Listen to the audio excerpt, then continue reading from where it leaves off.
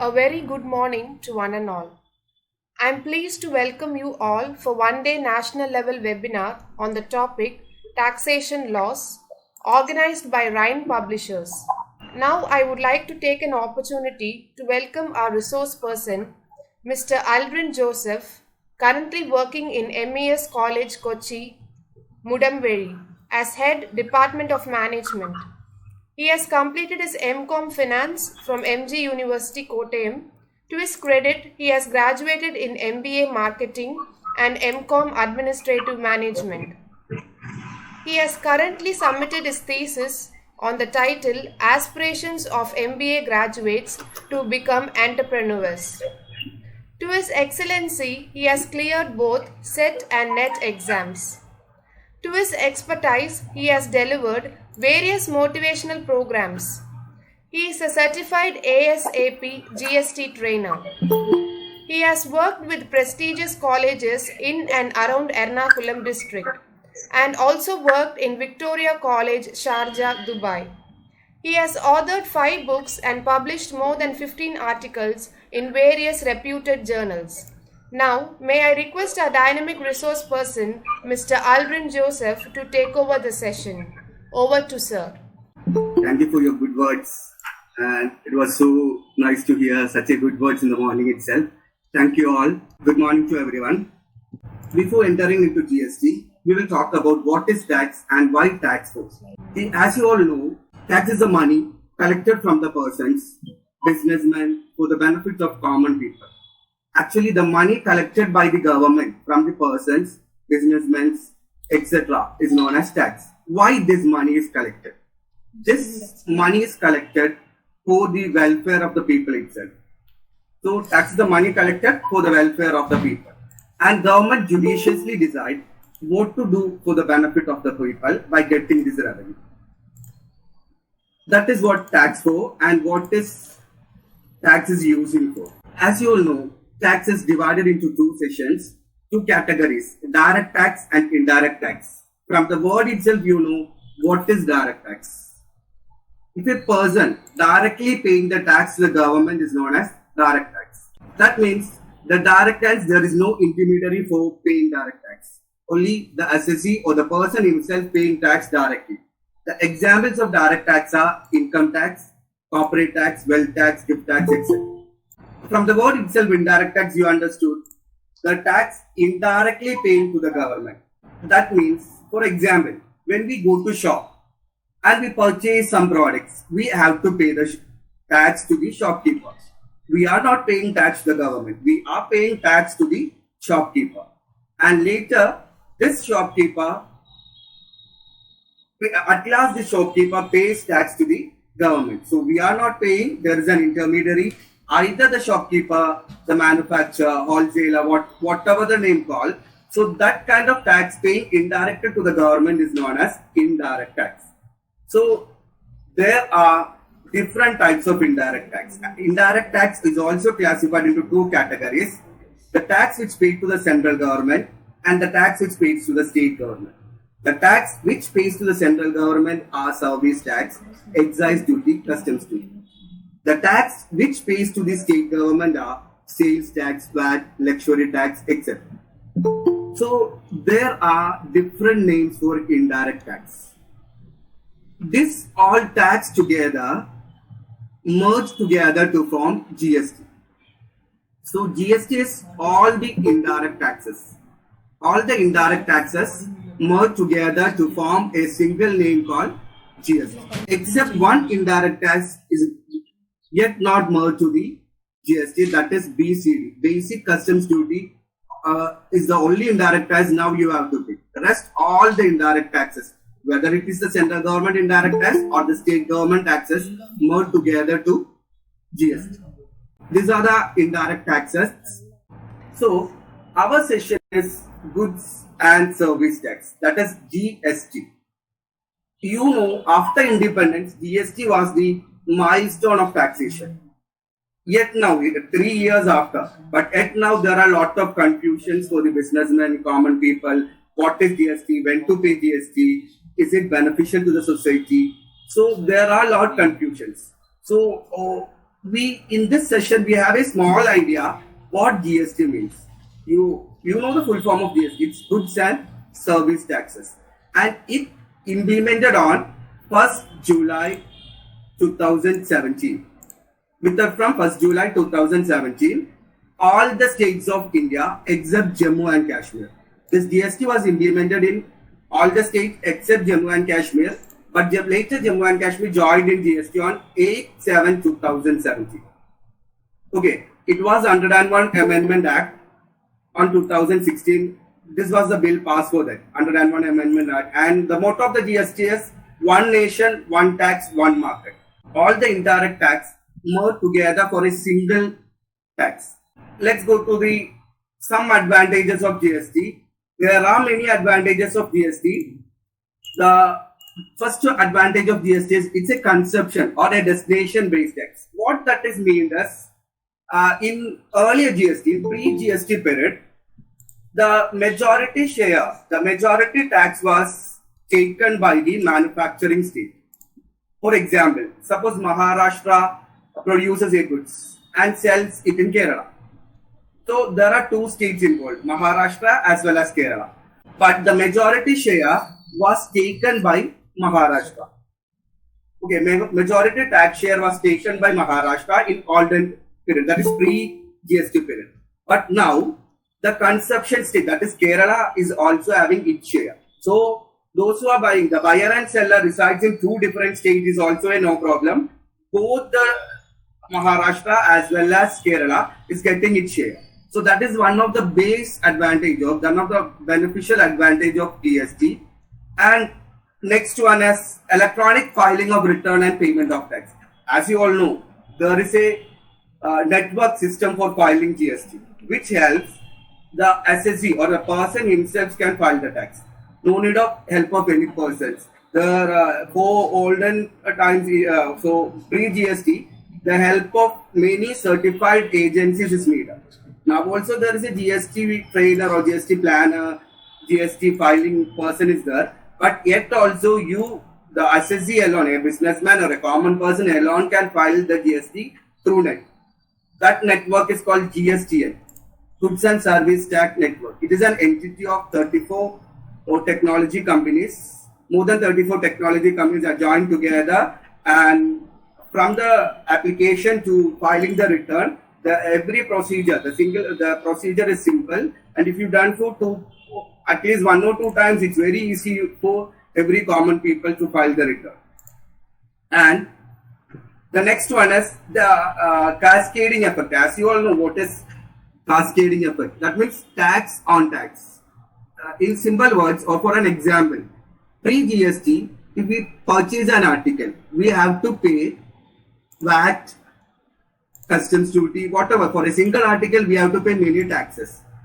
So, for better example is if you have a olden times film ticket, you can see many taxes is returned there. Entertainment tax, service tax, luxury tax, so many taxes are returned there. But now only one tax is there. Only GST is there. There is no any other taxes like VAT, customs duty, excise duty, etc. Only single tax is there. So a person, whatever he is purchasing from anywhere in India, he have to pay the same tax of all the places.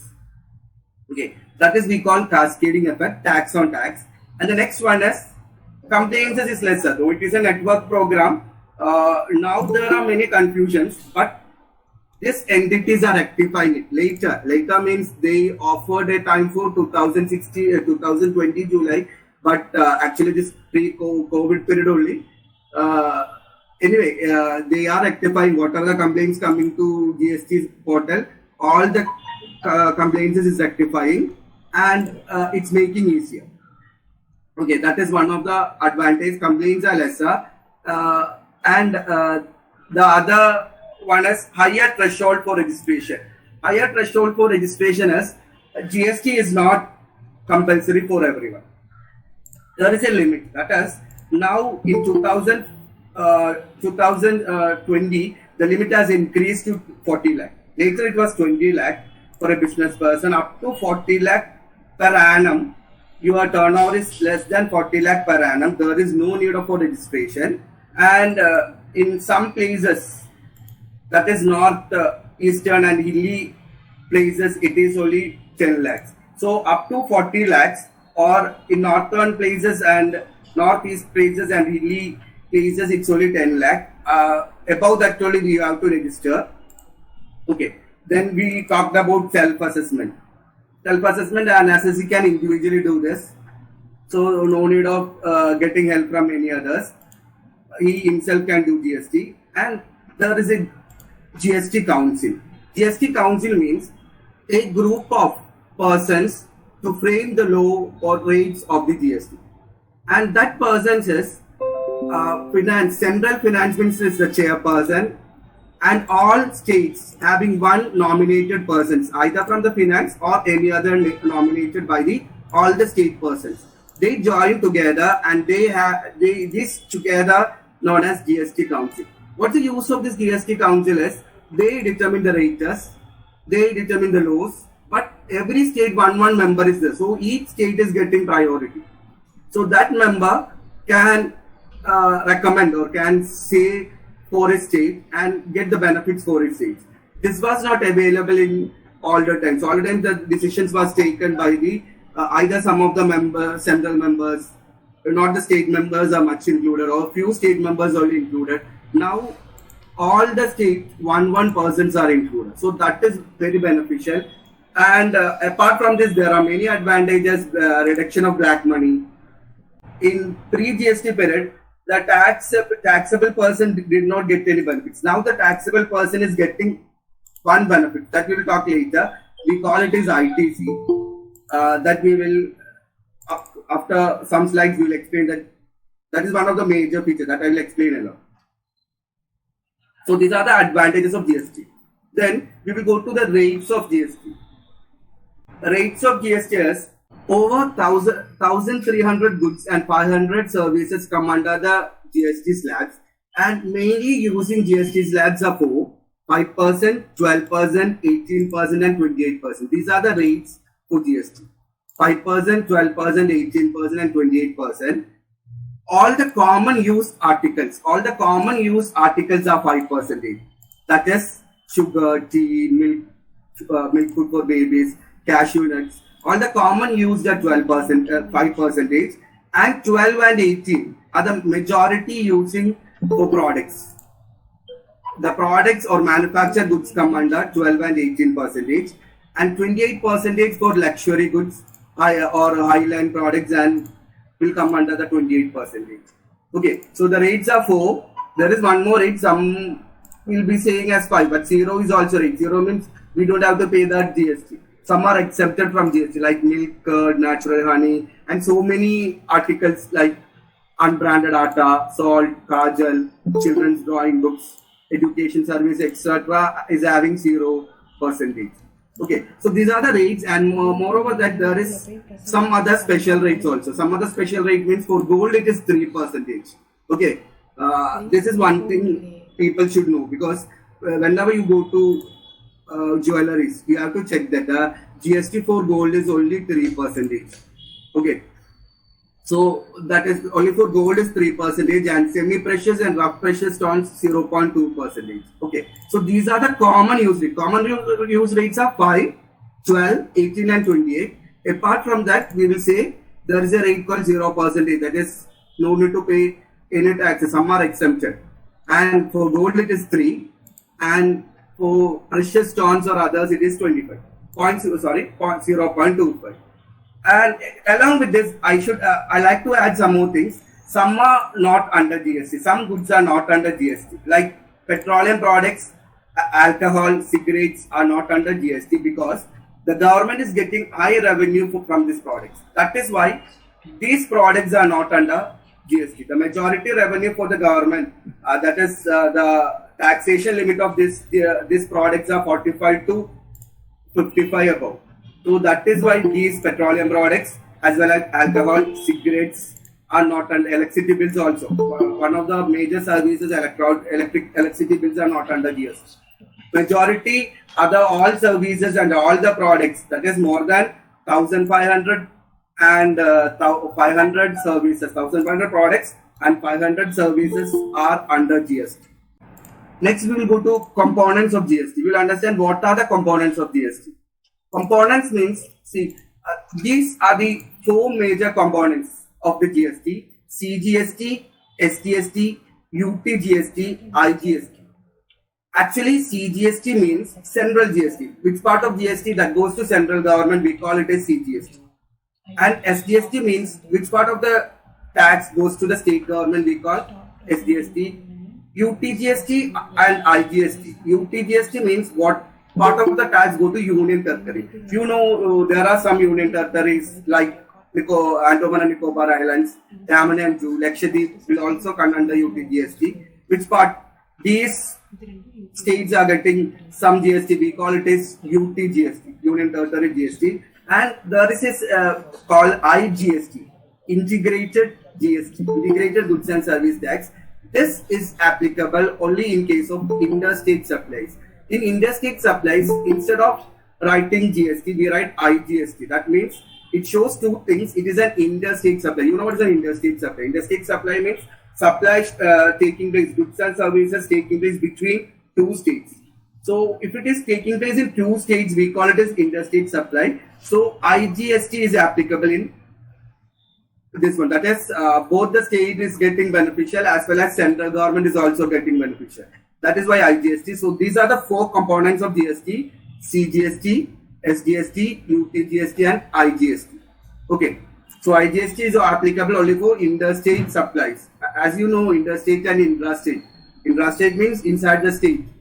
Inside the state, and interstate is outside the state.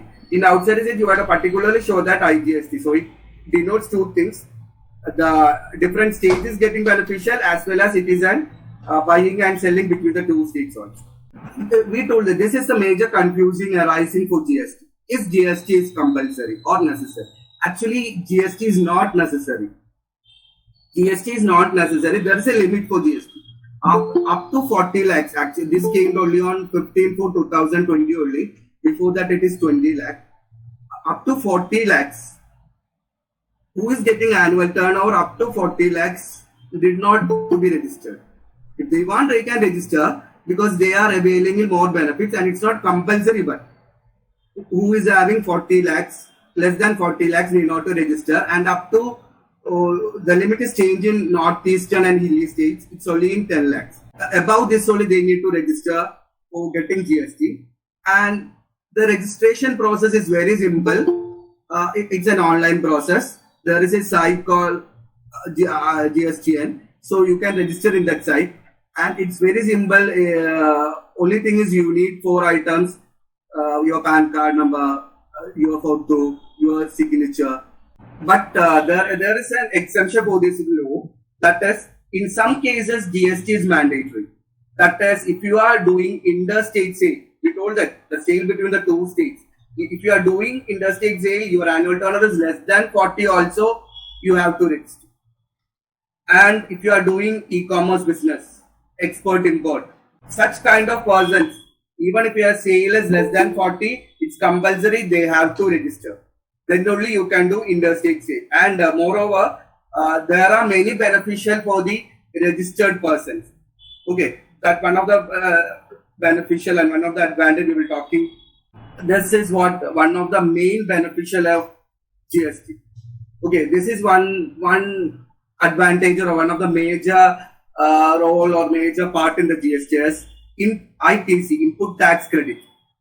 Input tax credit means, see, with an example I will explain. Think we are a seller of a product. We are a seller of Apple iPhones.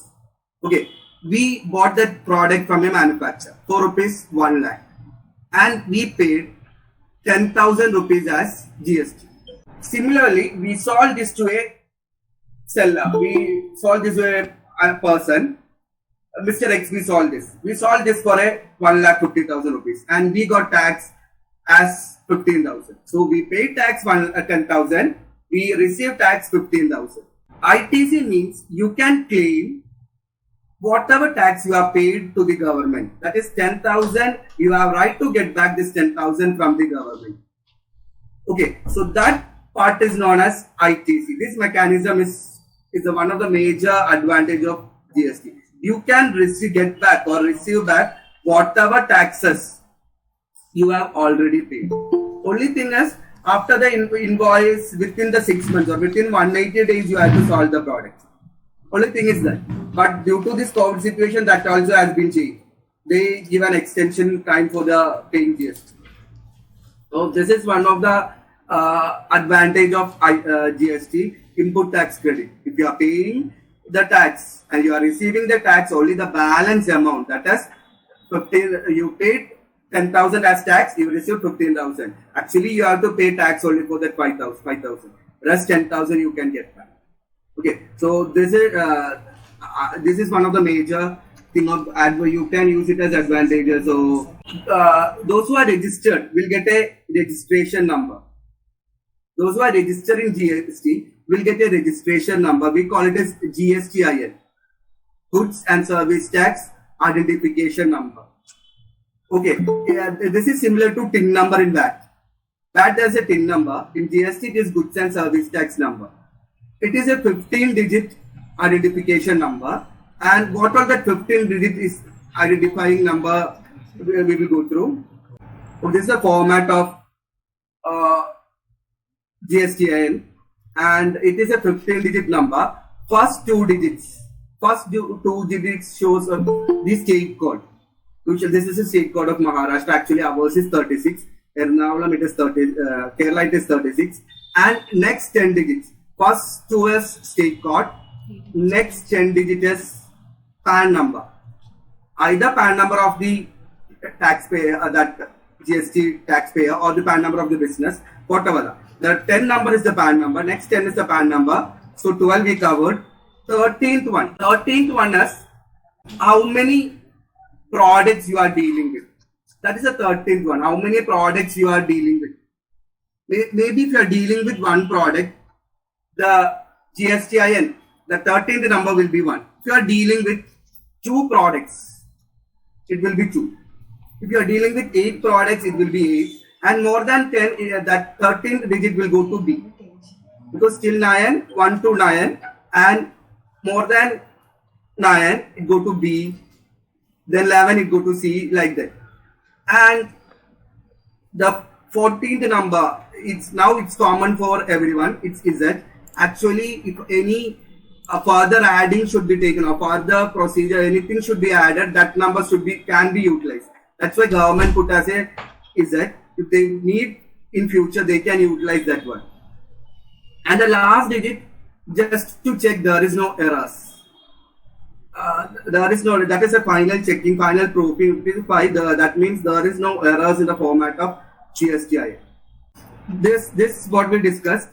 The first 2 digit is state code according to the census of 2011, and ours is Kerala, it is 36. Next 10 is PAN number of the taxpayer. Next one is the entity registration number. We told you it's alphanumerical 1 to 9 and 8 to is it.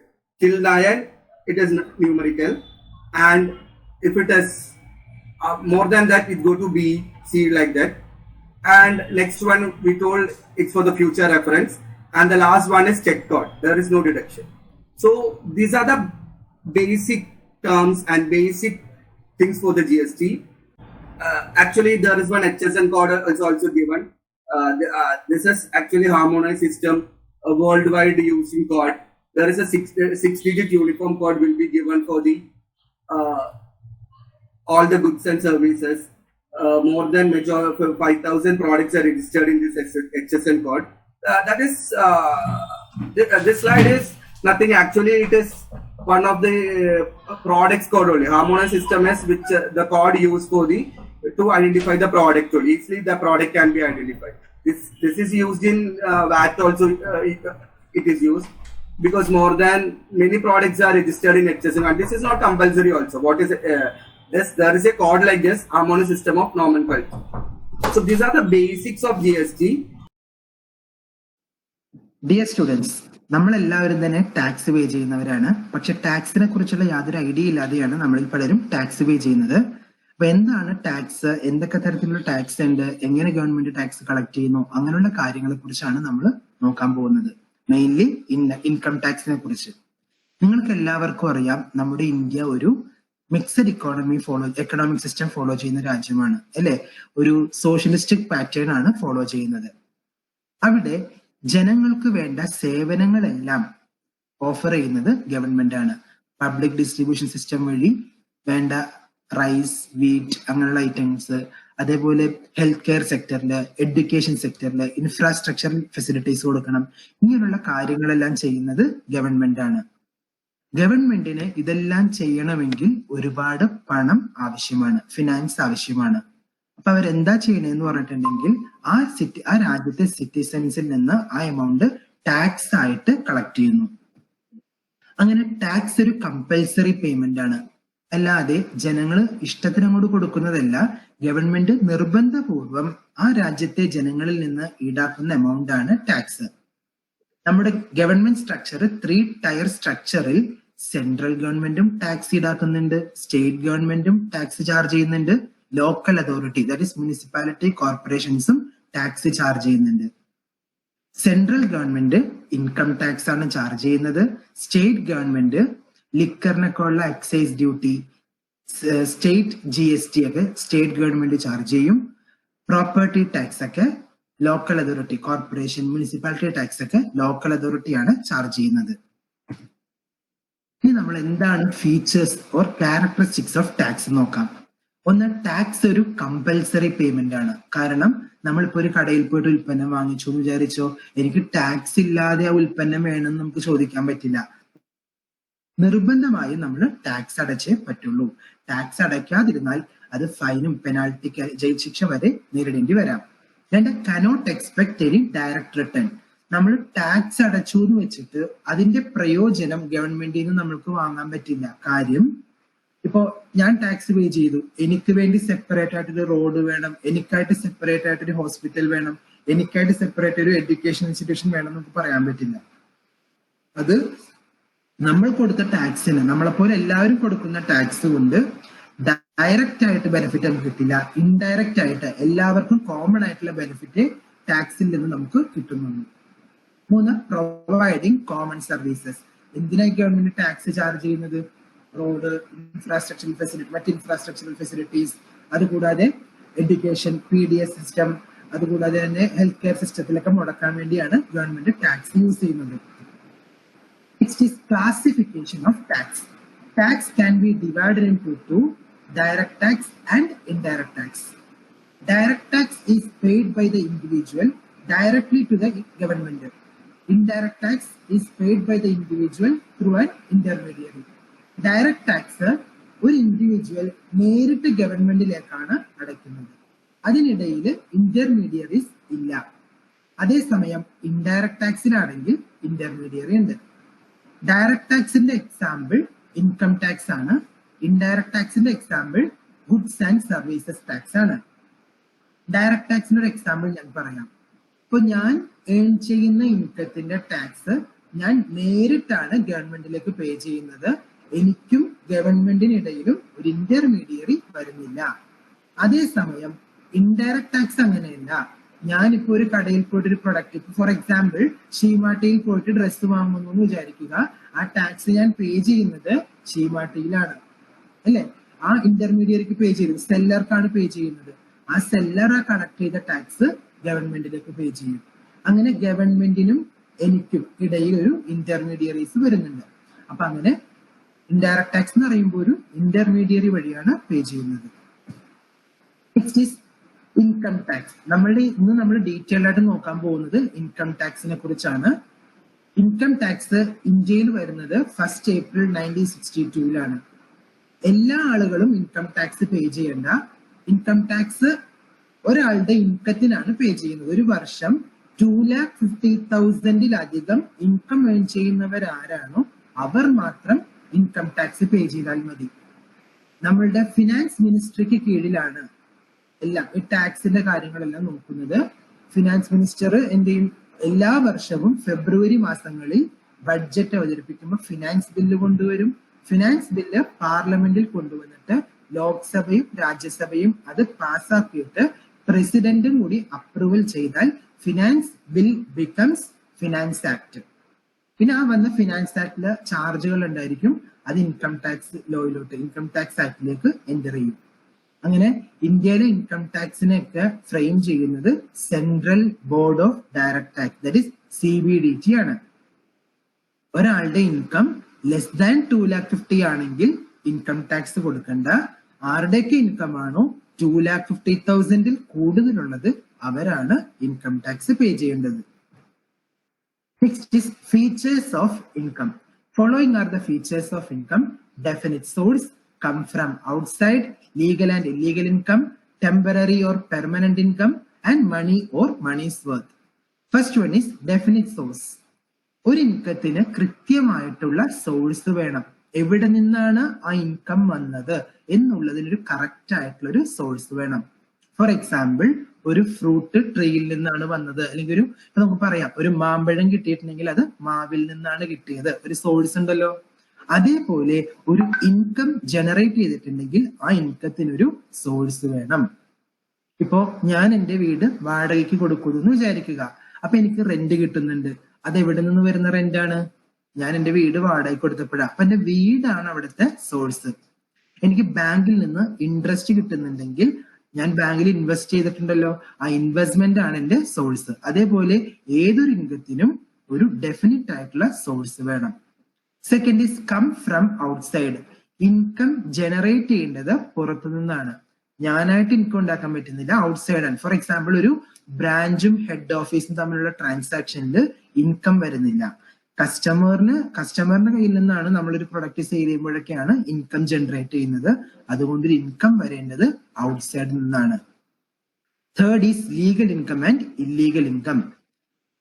Legal സോഴ്സിലൂടെ കിട്ടുന്ന ഇൻകങ്ങൾ legal income ആണ്, illegal സോഴ്സിലുള്ള ഇൻകങ്ങൾ illegal ആണ്. Income tax point of വ്യൂവില് there is no difference between legal income and illegal income. Both incomes are taxable. Next is temporary income and permanent income. നമുക്ക് വല്ലപ്പോഴും കിട്ടുന്ന വരുമാനങ്ങൾ ടെമ്പററി ഇൻകങ്ങളാണ്. സ്ഥിരമായി കിട്ടുന്ന ഇൻകങ്ങൾ പെർമനന്റ് ഇൻകം ആണ്. ലോട്ടറി വിന്നിങ് അല്ലെങ്കിൽ TV ഷോയിലൂടെ കിട്ടുന്ന price, ഇതൊക്കെ ടെമ്പററി ഇൻകങ്ങളാണ്. പെർമനന്റ് ഇൻകം എന്ന് വെച്ചാൽ എപ്പോഴും നമുക്ക് സ്ഥിരമായി സാലറി, ഒരു എക്സാമ്പിൾ മന്ത്ലി സാലറി, അതൊരു പെർമനന്റ് ഇൻകം ആണ്. From the point of income tax there is no difference between temporary income and permanent income. Both incomes are taxable. Next is money or money's worth. പണമായിട്ട് കിട്ടിയാലും നമ്മളത് income തന്നെയാണ്. പണമല്ലാതെ ഇപ്പൊ gold ആയിട്ടായിരിക്കാം, മറ്റെന്തെങ്കിലും goods ആയിട്ടായിരിക്കാം, അങ്ങനെ നമുക്ക് കിട്ടുന്നതെല്ലാം തന്നെ income ടാക്സിൽ income ആയിട്ട് തന്നെ കൺസിഡർ ചെയ്യും. Next is undisclosed income. വെളിപ്പെടുത്താത്ത ഇൻകങ്ങളെയാണ് നമ്മൾ അൺഡിസ്ക്ലോസ്ഡ് ഇൻകം എന്ന് പറയുന്നത്. Without source we are earning some income. That kind of income are known as undisclosed income. The following are the undisclosed income: cash credit, unexplained investment, unexplained money, and unexplained expenditure. First one is cash credit. നമ്മളുടെ അക്കൗണ്ടിൽ അല്ലെങ്കിൽ bank പാസ്ബുക്കിൽ കുറെ എമൗണ്ടുകൾ credit ആയിട്ടുണ്ട്. പക്ഷേ income tax department ചോദിക്കുന്നു, നിങ്ങൾക്ക് എങ്ങനെ ഈ എമൗണ്ട് ക്രെഡിറ്റ് ആയി എന്ന് ചോദിക്കുമ്പോൾ നമുക്ക് പ്രോപ്പർ ആയിട്ടുള്ള ഒരു എക്സ്പ്ലനേഷൻ അവിടെ കൊടുക്കാൻ പറ്റിയില്ലെങ്കിൽ അത് അൺഡിസ്ക്ലോസ്ഡ് ഇൻകം, ക്യാഷ് ക്രെഡിറ്റ് ആയിട്ടുള്ള ഒരു അൺഡിസ്ക്ലോസ്ഡ് ഇൻകം ആണെന്ന് പറയും. Second is unexplained investment. നമ്മൾ കുറെ സ്ഥലങ്ങളിൽ ഇൻവെസ്റ്റ് ചെയ്തിട്ടുണ്ട്. ഇപ്പൊ ഗോൾഡിലാകാം, റിയൽ എസ്റ്റേറ്റിലാകാം, അങ്ങനെ ബിസിനസ്സിലാകാം, കുറെ എമൗണ്ടുകൾ ഇൻവെസ്റ്റ് ചെയ്തിട്ടുണ്ട്. പക്ഷേ അതിനുള്ള പണം എവിടെ നിന്ന് കിട്ടിയെന്ന് ചോദിക്കുമ്പോൾ പ്രോപ്പർ ആയിട്ടുള്ള ഒരു എക്സ്പ്ലനേഷൻ കൊടുക്കാനില്ലെങ്കിൽ അത് അൺഎക്സ്പ്ലെയിൻഡ് ഇൻവെസ്റ്റ്മെന്റ് ആണ്. തേർഡ് ഈസ് അൺഎക്സ്പ്ലെയിൻഡ് മണി. ഇപ്പോൾ ഇൻകം ടാക്സ് ഡിപ്പാർട്ട്മെന്റ് റെയ്ഡിനൊക്കെ വരുന്നത് നിങ്ങൾ കണ്ടിട്ടുണ്ട് ടിവിയിൽ, സിനിമകളിലൊക്കെ അല്ലെ. അങ്ങനെ റെയ്ഡിനൊക്കെ വരുമ്പോൾ വീട്ടിലെ ലോക്കറിൽ നിന്ന്, ഭൂമിക്കടിയിൽ നിന്നൊക്കെ കുഴിച്ചു നോക്കുമ്പോൾ വീടിന്റെ ചുറ്റുപാടിൽ നിന്നൊക്കെ കുറെ പണം കണ്ടെത്താറുണ്ട്. അങ്ങനെ കണ്ടെത്തുന്ന പണം എവിടെ നിന്ന് കിട്ടിയെന്ന് ചോദിക്കുമ്പോൾ ഒരാളെ കൊണ്ട് പ്രോപ്പർ ആയിട്ടുള്ള എക്സ്പ്ലനേഷൻ കൊടുക്കാൻ പറ്റുന്നില്ലെങ്കിൽ അത് അൺഎക്സ്പ്ലെയിൻഡ് മണി ആണ്. Last is unexplained expenditure. കുറെ ചെലവുകൾ അല്ലെ, നമ്മൾ പണം കുറെ ചെലവാക്കുന്നുണ്ട്. ഇപ്പൊ ആർഭാടമായിട്ടുള്ള കല്യാണങ്ങളൊക്കെ നിങ്ങൾ കണ്ടിട്ടുണ്ടാകും. അങ്ങനെയൊക്കെ നടത്തുമ്പോൾ ഇൻകം ടാക്സർക്ക് ഡൗട്ട് വരും, ഇവർക്ക് എങ്ങനെയാണ് ഈ പണം കിട്ടിയെന്നുള്ളത്. അപ്പൊ അവർക്ക് അത് അറിയണം എന്നുണ്ടെങ്കിൽ അത് ചോദിക്കുമ്പോൾ ഒരു ഇൻസ്പെക്ഷൻ നടത്തുമ്പോൾ അവർക്ക് അതിനുള്ള പ്രോപ്പർ ആയിട്ടുള്ള എക്സ്പ്ലനേഷൻ കിട്ടിയില്ല. ആ പണം ചെലവാക്കിയ പണത്തിനുള്ള വരുമാനം എവിടെ നിന്ന് കിട്ടിയെന്ന് ചോദിക്കുമ്പോൾ പ്രോപ്പർ ആയിട്ടുള്ള ഒരു എക്സ്പ്ലനേഷൻ കൊടുക്കാൻ പറ്റിയില്ലെങ്കിൽ അത് അൺഎക്സ്പ്ലെയിൻഡ് എക്സ്പെൻഡിച്ചർ ആണ്. അടുത്തത് നമ്മൾ നോക്കാൻ പോകുന്നത് 5 ഹെഡ്സ് ഓഫ് ഇൻകം ആണ്. An income taxer pays heads of income. Income tax payers are taxed on 5 heads. ഏതൊക്കെ നമുക്ക് നോക്കാം. First one, income from salary, income from house property, income from business or profession, capital gains and income from other sources. ഒരാൾക്ക് കിട്ടാവുന്ന വരുമാനങ്ങളെ 5 category ആയിട്ട് നമ്മുടെ ഇന്ത്യയിലെ income tax നിയമത്തിൽ കൊണ്ടുവന്നിട്ടുണ്ട്. ഒരാൾക്ക് കിട്ടുന്ന ഇൻകങ്ങളെ 5 ഹെഡ്സ് ആയിട്ട് ഡിവൈഡ് ചെയ്യുന്നുണ്ട്. First one is income from salary, second one income from house property, third income from business or profession, capital gain and last one income from other sources. First salary ആണ്. ഒരു എംപ്ലോയർക്ക് കീഴിൽ employee work ചെയ്യുമ്പോൾ കിട്ടുന്ന ചെയ്ത ജോലിക്ക് കിട്ടുന്ന remuneration ആണ് salary. സാലറിയിൽ ബോണസ്, കമ്മീഷൻ, അതേപോലെ dearness allowance, house rent allowance അങ്ങനെ കിട്ടുന്നതെല്ലാം സാലറിയിൽ ഇൻക്ലൂഡ് ചെയ്യും. Second, house property income. ഒരാളൊരു വീട് വാടകയ്ക്ക് കൊടുത്തിട്ട് അതിൽ നിന്ന് കിട്ടുന്ന വാടക, അങ്ങനെയുള്ള ഇൻകങ്ങളാണ് ഇൻകം ഫ്രം ഹൗസ് പ്രോപ്പർട്ടിയിൽ ഇൻക്ലൂഡ് ചെയ്യുന്നത്. Third, income from business. ഇപ്പൊ ഒരാൾക്ക് സ്റ്റേഷനറി ബിസിനസ് ആകാം, സിമെന്റ് ബിസിനസ് ആകാം, എന്തെങ്കിലും ബിസിനസ് ആയിക്കോട്ടെ. ബിസിനസ് ചെയ്ത് കിട്ടുന്ന ഇൻകങ്ങളെല്ലാം ഇൻകം ഫ്രം ബിസിനസ്സിൽ ഉൾപ്പെടുത്തും. അതേപോലെ പ്രൊഫഷൻ, ഇപ്പൊ ഡോക്ടർ, ലോയർ അങ്ങനത്തെ ജോലിയിലെല്ലാം ഉള്ളവർക്ക് കിട്ടുന്നത് പ്രൊഫഷണൽ ഇൻകം ആയിരിക്കും. അങ്ങനെ കിട്ടുന്ന ഇൻകങ്ങളൊക്കെ ഇൻകം ഫ്രം ബിസിനസ് ഓർ പ്രൊഫഷനിൽ എടുക്കും. Fourth one is capital gain. എന്തെങ്കിലും സ്ഥലമോ ഗോൾഡോ ഒക്കെ വാങ്ങിയിട്ട് വിൽക്കുമ്പോൾ കിട്ടുന്ന ലാഭം, അങ്ങനെ വരുന്ന ലാഭം ഇൻക്ലൂഡ് ചെയ്യുന്നത് ക്യാപിറ്റൽ ഗെയിനിലാണ്. ഈ 4 ഹെഡിലും വരാത്ത ഇൻകങ്ങൾ വരുന്ന ഹെഡാണ് income from other sources. For example, royalty income, bank interest, post office interest, national saving certificate interest, അങ്ങനെ കിട്ടുന്ന എമൗണ്ടുകൾ. അതുകൂടെ ലോട്ടറി വിന്നിങ്സ്, കാർഡ് ഗെയിംസ്, അതെല്ലാം ഇൻകം ഫ്രം അതർ സോഴ്സസിൽ വരും. ഈ 4 ഹെഡിലും അല്ലാതെ നമുക്ക് കിട്ടുന്ന മറ്റു വരുമാനങ്ങൾ ഉണ്ടെങ്കിൽ അതെല്ലാം ഉൾപ്പെടുത്തേണ്ടത് ഇൻകം ഫ്രം അതർ സോഴ്സസിലാണ്. Total of these 5 heads of income are known as gross total income. After providing various deductions under 80C to 80U, we will get total income. ആ കിട്ടുന്ന ടോട്ടൽ ഇൻകം 2,50,000 താഴെയാണെങ്കിൽ ഇൻകം ടാക്സ് കൊടുക്കണ്ട. 2,50,000 കൂടുതലാണെങ്കിൽ income tax പേ ചെയ്യേണ്ടി വരും. Next is income exempted from tax. Following are the incomes which are fully exempted from income tax. First one is agricultural income. കൃഷി ചെയ്ത് കിട്ടുന്ന വരുമാനങ്ങൾ. ഇപ്പൊ ഇന്ത്യയിൽ നിന്നായിരിക്കണം എന്നാണുള്ളത്. നമ്മുടെ ഇന്ത്യയിൽ നമ്മൾ അഗ്രികൾച്ചർ ആക്ടിവിറ്റി ചെയ്തിട്ട് അതിലൂടെ കിട്ടുന്ന ഇൻകത്തിന് ഇൻകം ടാക്സ് കൊടുക്കണ്ട. Second is income of scheduled tribes. ഇപ്പോ നാഗാലാൻഡ്, മിസോറാം, മണിപ്പൂർ, അരുണാചൽ പ്രദേശ് അവിടെയൊക്കെ താമസിക്കുന്ന ഷെഡ്യൂൾഡ് ട്രൈബ്സിൽ വരുന്ന കാറ്റഗറിയിലുള്ള ആളുകൾക്ക് ഇൻകം ടാക്സ് കൊടുക്കണ്ട. Next, educational scholarship. നമ്മുടെ വിദ്യാഭ്യാസത്തിന് വേണ്ടിയിട്ട് കിട്ടുന്ന അപ്രൂവ്ഡ് ആയിട്ടുള്ള എഡ്യൂക്കേഷണൽ സ്കോളർഷിപ്പ് കിട്ടിയാൽ അതിന് ഇൻകം ടാക്സ് കൊടുക്കണ്ട. Allowances to MLA and MP. Daily allowance കിട്ടാറുണ്ട് MLA ക്കും MP ക്കൊക്കെ. അങ്ങനെ കിട്ടുന്ന എമൗണ്ടിന് അവർക്ക് ഇൻകം ടാക്സ് കൊടുക്കണ്ട. Income from dividend. Dividend Indian കമ്പനിയിൽ നിന്നാകാം, ഫോറിൻ കമ്പനിയിൽ നിന്നാകാം, അതുകൂടാതെ കോപ്പറേറ്റീവ് സൊസൈറ്റിയിൽ നിന്നാകാം. Dividend from Indian company is exempted up to ₹10 lakhs. Dividend from foreign company is fully taxable and dividend from a cooperative society also taxable.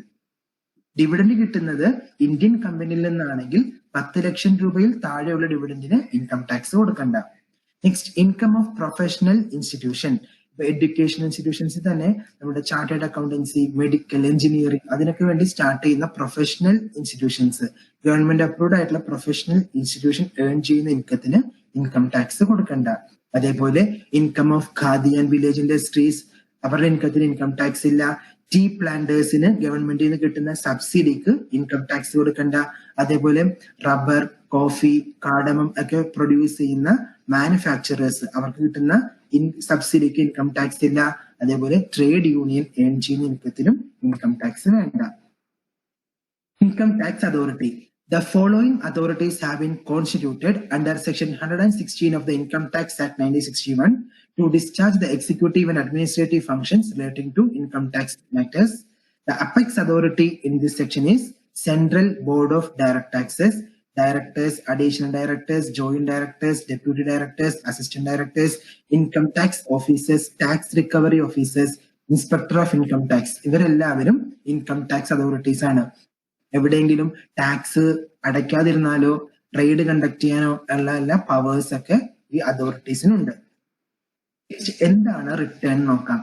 Income tax, അതായത് ആരെല്ലാം 2,50,000 കൂടുതൽ ഇൻകം ഏൺ ചെയ്യുന്നോ അവരെല്ലാം റിട്ടേൺ സബ്മിറ്റ് ചെയ്യണം. എല്ലാ വർഷവും ജൂലൈ 31 മുമ്പായിട്ട് income tax പേ ചെയ്ത് റിട്ടേൺ കൊടുക്കേണ്ടതാണ്. റിട്ടേൺ എന്ന് പറഞ്ഞാല് ഡോക്യുമെന്റ്സ് ആണ്. നമ്മുടെ ടാക്സ് കമ്പ്യൂട്ട് ചെയ്തത് എങ്ങനെയാണ്, എത്ര ടാക്സ് അടച്ചു, പാൻ കാർഡ് ഡീറ്റെയിൽസ് ഒക്കെ വെച്ചുകൊണ്ട് ഒരു ഫയൽ നമ്മൾ ഇൻകം ടാക്സ് ഡിപ്പാർട്ട്മെന്റിന് സബ്മിറ്റ് ചെയ്യണം. ആ സബ്മിറ്റ് ചെയ്യുന്നതാണ് return. Some of the returns are as follows: voluntary return, compulsory return, belated return, revised return, defective return, and last one, return of loss. ഞാൻ ആദ്യമേ പറഞ്ഞിരുന്നു, എല്ലാ വർഷവും ജൂലൈ 31 മുൻപായിട്ട് നമുക്കൊരു നോട്ടീസ് ഒക്കെ ഇൻകം ടാക്സ് ഡിപ്പാർട്ട്മെന്റിൽ ഒരു നോട്ടീസ് വരുന്നതിന് മുൻപായിട്ട് നമ്മളായിട്ടൊരു റിട്ടേൺ സബ്മിറ്റ് ചെയ്യണം കറക്റ്റ് ആയിട്ട്. അങ്ങനെയുള്ള റിട്ടേൺ ആണ് voluntary return.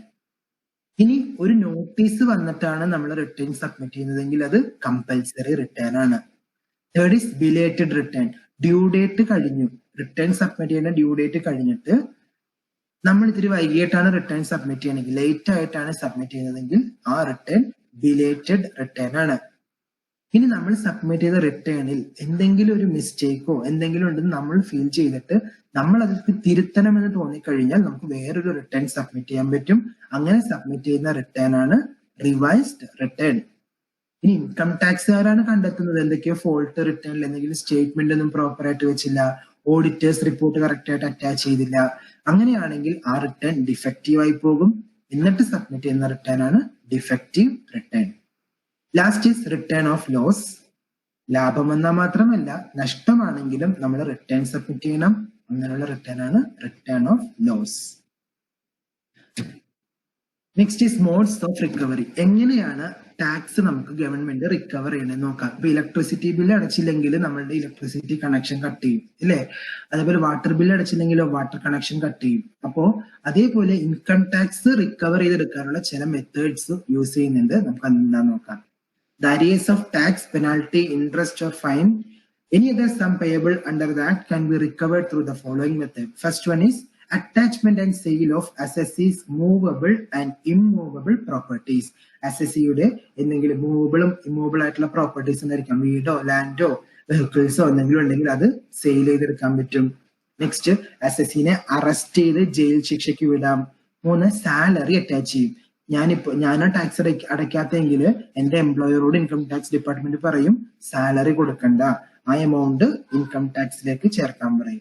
From A court, കോടതിയിൽ കേസ് കൊടുത്തുകൊണ്ട് ആ എമൗണ്ട് ചാർജ് ചെയ്യാറുണ്ട്. Last is recovery through state government. നമ്മുടെ സെൻട്രൽ ഗവൺമെന്റ് ആണ് ഇൻകം ടാക്സ് ചാർജ് ചെയ്യുന്നത്. സെൻട്രൽ ഗവൺമെന്റ് സ്റ്റേറ്റ് ഗവൺമെന്റിനോട് പറയും ടാക്സ് കളക്ട് ചെയ്ത് തരാനായിട്ട്. അപ്പോ അവരെങ്ങനെയാണ് മുനിസിപ്പാലിറ്റി ടാക്സ് ഒക്കെ കളക്ട് ചെയ്യുന്ന ആ രീതിയിൽ അസസിനെ കൊണ്ട് ടാക്സ് റിക്കവർ ചെയ്ത് തരും state government. Next is pan card. Income tax department issue ചെയ്യുന്ന ഒരു കാർഡാണ് പാൻ കാർഡ്. അതിൽ 10 ആൽഫ ന്യൂമറിക്കൽ ക്യാരക്ടേഴ്സ് ആണ് ഉള്ളത്. ആർക്കെല്ലാം പാൻ കാർഡ് വേണം? താഴെ പറയുന്ന 5 കാറ്റഗറിയിലുള്ള ആൾക്കാർക്ക് പാൻ കാർഡ് ആവശ്യമാണ്. That is every person whose total income during the previous year exceed the basic exemption limit of rupees 2,50,000, and every person carrying on a business or profession whose total sales exceeding rupees 5 lakhs, every person who is required to furnish a return, and every importer or exporter, and every assessee under the GST Act. All these persons are compulsorily need PAN. Next, porting PAN is mandatory in the following transactions: in all return to or correspondence with income tax authority, sale or purchase of any immovable property valued at rupees 5 lakhs or more, a time deposit exceeding rupees 50,000, a contract for sale or purchase of securities exceeding rupees 1 lakhs, bank account, opening a bank account, sale or purchase of a motor vehicle excluding two-wheelers, making an application of a telephone connection, bill payment to hotel exceeding rupees 25,000, and any kind of cash deposit of rupees 50,000 or more during any one day. Thank you. Now, let me invite and welcome the resource person for the next session, Mrs. V. Bindu, Assistant Professor, Nirmala College of Arts and Science, Melur. She has completed her M.Com from Kerala University, MBA Finance, MBA HRM, MBA OR from IGNOU, Delhi. She is an active research scholar in Karpagam University, Coimbatore. She has published 6 articles in Scopus Index journals. Now, may I request a vibrant resource person, Mrs. V. Bindu, to take over the session. Over to ma'am. Are you ready to pay tax? Some of them said that yes, some of them said that no. Because all taxpayers are reluctant to pay tax. എല്ലാവർക്കും tax കൊടുക്കാനായിട്ട് ഒരു ചെറിയ മടിയുണ്ട്. The main aim the tax is the important source of income to the government. ഗവൺമെന്റിന് ഏറ്റവും പ്രധാനപ്പെട്ട ഒരു income ആണ് income tax എന്ന് പറയുന്നത്. പക്ഷേ every taxpayer reluctant to pay tax because of high rate of tax. So the main objective of every taxpayer is minimize his tax liability. For minimization of this tax liability, the taxpayer follow the 3 methods. The first one is tax planning, next one is tax avoidance, next one is tax evasion. First one is tax planning. What is meant by tax planning? Tax planning means reducing the tax liability of a person by using deductions and exceptions through the legal way. എന്താണ് tax planning എന്നതുകൊണ്ട് ഉദ്ദേശിക്കുന്നത്? Tax planning means reducing the tax liability of a person by using deductions and exceptions through the legal way. That is, we can know there are so many deductions, exemptions, rebate, relief, etc. are included in the income tax law. These exemptions or deductions are to be truly adopted by a person and he can claim the tax deduction. So, reducing the tax liability by availing the benefit offered in tax provision in a legally approved manner is called tax planning. നമ്മൾക്ക് നമ്മുടെ residential status അനുസരിച്ച് source of income അനുസരിച്ച് നമുക്ക് പല രീതിയിലുള്ള deductions available ആണ്. ഈ available ആയിട്ടുള്ള ഡിഡക്ഷൻസ് കൃത്യമായ രീതിയിൽ ഉപയോഗിച്ചുകൊണ്ട് നമുക്ക് ടാക്സ് പ്ലാനിംഗ് നടത്താവുന്നതാണ്. Planning means deciding in advance what is to be done in future. ഭാവിയിൽ എന്തെല്ലാം കാര്യങ്ങൾ ചെയ്യണം എന്നുള്ളതിന് കൃത്യമായ രീതിയിലുള്ള ഒരു രൂപരേഖ ഉണ്ടാക്കലാണ് നമ്മുടെ പ്ലാനിങ്ങിൽ വരുന്നത്. അപ്പോ ടാക്സ് പ്ലാനിംഗ് എന്ന് പറഞ്ഞാൽ നമ്മൾക്ക് 31 മാർച്ചില് ടാക്സ് എങ്ങനെ പേ ചെയ്യണം, എന്തെല്ലാം ഡിഡക്ഷൻസ് ആണ് നമുക്ക് ലഭിക്കാൻ സാധ്യതയുള്ളത് എന്നുള്ളതെല്ലാം നേരത്തെ കണ്ടുകൊണ്ട് പ്ലാൻ ചെയ്യുന്ന പ്രൊസീജിയറിനെയാണ് ടാക്സ് പ്ലാനിംഗ് എന്നുള്ളത് കൊണ്ട് ഉദ്ദേശിക്കുന്നത്. ഏതൊരു വ്യക്തിയുടെയും ഇൻകം 2,50,000 കൂടുതലാണ് എങ്കിൽ he should compulsorily pay tax. So he keep in mind what are the deduction. അയാള് ആ ലിമിറ്റിനേക്കാൾ പോകാതിരിക്കാൻ എന്തെല്ലാം നടപടികൾ എടുക്കണം എന്നുള്ളത് നേരത്തെ തന്നെ കണ്ടെത്താനായിട്ട് ശ്രമിക്കും. നിങ്ങൾ കണ്ടിട്ടുണ്ടായിരിക്കും, ഗവൺമെന്റ് ഒഫീഷ്യൽസ് ആണെങ്കിലും ഹൈ സാലറിഡ് പേഴ്സൺസ് ആണെങ്കിലും 31 മാർച്ച് ആകുന്നതിന് മുമ്പ് LIC അങ്ങനെയുള്ള കാര്യങ്ങൾ, ഏത് ബോണ്ടില് അല്ലെങ്കിൽ NSC ഇങ്ങനെയുള്ള കാര്യങ്ങളിലൊക്കെ ഇൻവെസ്റ്റ് ചെയ്താൽ എത്രത്തോളം ടാക്സ് ഡിഡക്ഷൻസ് കിട്ടും എന്നുള്ളത് അന്വേഷിച്ചുകൊണ്ടിരിക്കും. അപ്പൊ അങ്ങനെ നമ്മൾ നേരത്തെ കൂട്ടി കണ്ടുപിടിക്കുന്ന ആ പ്രൊസീജിയർ ആണ് ടാക്സ് പ്ലാനിംഗ് എന്നുള്ളത് കൊണ്ട് ഉദ്ദേശിക്കുന്നത്. Okay, next one is that characteristics of tax planning. Tax planning എന്ന് പറഞ്ഞു കഴിഞ്ഞാൽ it is not avoidance of payment of tax. ഒരിക്കലും ടാക്സ് പേയ്മെന്റ് ചെയ്യണ്ട എന്നുള്ളതല്ല. ടാക്സ് കൃത്യമായ രീതിയിൽ അടയ്ക്കണം with the help of the deductions, and it is that is in tax planning we should not defeat or we should not defraud the revenue. ഒരിക്കലും tax ഡിപ്പാർട്ട്മെന്റിനെ നമ്മൾ വഞ്ചിക്കുന്നില്ല. നമ്മളുടെ available ആയിട്ടുള്ള ഡിഡക്ഷൻസിന്റെ അടിസ്ഥാനത്തിലാണ് നമുക്ക് കിട്ടേണ്ട, ന്യായമായി കിട്ടേണ്ട ഡിഡക്ഷൻസ് എന്തൊക്കെയാണോ അതെല്ലാം ഉപയോഗിച്ചുകൊണ്ട് നമ്മൾ ടാക്സ് ലയബിലിറ്റി റെഡ്യൂസ് ചെയ്യാണ്. ഇനി എല്ലാ ട്രാൻസാക്ഷൻസും എങ്ങനെയായിരിക്കണം? കറക്റ്റ് ഫോമിലായിരിക്കണം. നിങ്ങൾ ഓൾറെഡി കേട്ടിട്ടുണ്ടായിരിക്കും, അതായത് ഇനിയിപ്പോ ഓണം വരാൻ പോവുകയാണ് അല്ലെ, അപ്പൊ ഈ ഓണം എന്നുള്ളതിന്റെ കഥ എന്താണുള്ളത് എല്ലാവർക്കും, കേരളീയർക്ക് എല്ലാവർക്കും അറിയണതാണ്. രാക്ഷസ രാജാവ് ആയിരുന്നിട്ട് കൂടി മഹാബലിയുടെ കാലത്ത് എന്തുണ്ടായിരുന്നില്ല? കള്ളമില്ല, ചതിയില്ല, എല്ലോളമില്ല, പുളിവചനം, ഇങ്ങനെയാണ് പറഞ്ഞിരുന്നത്. അതേപോലെ തന്നെയായിരിക്കണം നമ്മുടെ ടാക്സ് പ്ലാനിങ്. ഒരിക്കലും ഗവൺമെന്റിനെ നമ്മൾ ഒരിക്കലും വഞ്ചിക്കാനായിട്ട് പാടില്ല. ആ രീതിയിലാണ് നമ്മൾ ട്രാൻസാക്ഷൻസ് നടത്തേണ്ടത്. ഇനി ഈ transactions are to be done within the framework of law, so it is not illegal. നമ്മുടെ ഫ്രെയിംവർക്കിൽ ഉള്ളിൽ നിന്നുകൊണ്ട് ചെയ്യുന്നത് കൊണ്ട് ഒരിക്കലും ഇത് ഇല്ലീഗൽ ആകുന്നില്ല. Next one, need for tax planning. Tax പ്ലാനിങ്ങിന്റെ ആവശ്യകത ഉണ്ടോ ഇല്ലയോ? That is the first one. First one is the reduction of tax liability. The main aim of tax planning is reduction of tax liability. For this, the taxpayer updating his knowledge about the various concessions available in the taxation law. അതായത് tax planning നടത്തണമെന്നുണ്ടെങ്കിൽ tax പേയർക്ക് വളരെ കൃത്യമായിട്ടുള്ള knowledge ഉണ്ടായിരിക്കണം. എന്തിനെ കുറിച്ച്? Tax ലോസിനെ കുറിച്ച്. അങ്ങനെയാണെങ്കിൽ മാത്രമേ അയാൾക്ക് ടാക്സ് ലയബിലിറ്റി റെഡ്യൂസ് ചെയ്യാനായിട്ട് സാധിക്കുള്ളൂ. Next point, minimisation of litigation. There is a tug of war between tax payer and the tax administrator. എന്തുകൊണ്ടാണ്? എപ്പോഴും നമ്മൾക്ക്, ദാറ്റ് മീൻസ് ടാക്സ് പേയർക്ക് ടാക്സ് എങ്ങനെ റെഡ്യൂസ് ചെയ്യാം, എന്തെല്ലാം മെത്തേഡുകൾ വേണം എന്നുള്ളത് കണ്ടുപിടിക്കുകയാണ്. എന്നാൽ ടാക്സ് അതോറിറ്റീസോ എവിടെ നിന്നൊക്കെയാണ് ഇയാളുടെ കയ്യിൽ നിന്ന് ടാക്സ് കളക്ട് ചെയ്യാനായിട്ട് സാധിക്കുക? So there is a tug of war between tax authorities and tax administration. So the taxpayer want to reduce the tax liability to minimum, but the tax administrator collect a maximum tax. That is this can be reduced with the help of tax planning. Next point is productive investment. In productive investment, the taxpayer take proper planning brings physical discipline in the functioning of taxpayer.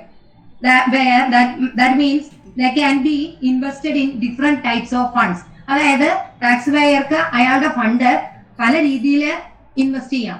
അതായത് LICയില്, അതേപോലെ തന്നെ mutual ഫണ്ടുകളില്, നമ്മൾ നേരത്തെ പറഞ്ഞത് തന്നെയാണ്. അപ്പോ അങ്ങനെ ചെയ്യുകയാണെങ്കിൽ there are so many deductions are to be available. നിങ്ങൾക്കറിയാം 80C മുതൽ 80U വരെയുള്ള ഡിഡക്ഷൻസ് ഉണ്ട്.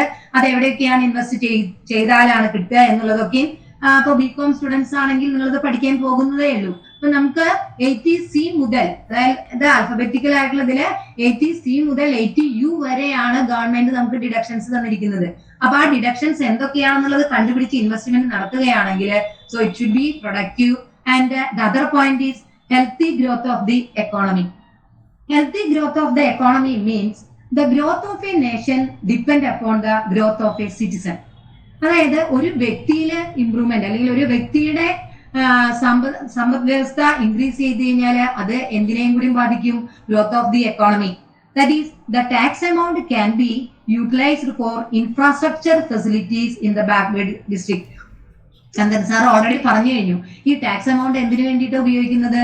നമ്മൾക്ക് റോഡ്, ഇൻഫ്രാസ്ട്രക്ചർ ഫെസിലിറ്റീസ് ഇതൊക്കെ ലഭിക്കണമെങ്കിൽ ഗവൺമെന്റിന് എവിടെ നിന്നാണ് ടാക്സ് കിട്ടുന്നത്? നമ്മളിൽ നിന്ന് തന്നെ. നമ്മളിപ്പോ ട്രാൻസ്പോർട്ട് ബസ്സിൽ കയറിയിരിക്കും. ഈ ട്രാൻസ്പോർട്ട് ബസ് എന്ന് പറയുന്നത് infrastructure facilities are given by the government ആണ്. നമ്മളോട് വളരെ കയർത്ത് അതിലെ കണ്ടക്ടറോ ഡ്രൈവറോ സംസാരിച്ചാൽ നമ്മൾ എന്ത് പറയും? ഞങ്ങളുടെ നികുതി കൊണ്ടാണ് നിങ്ങൾ ശമ്പളം വാങ്ങിക്കുന്നത് എന്ന് ചില ആൾക്കാർ പറയും.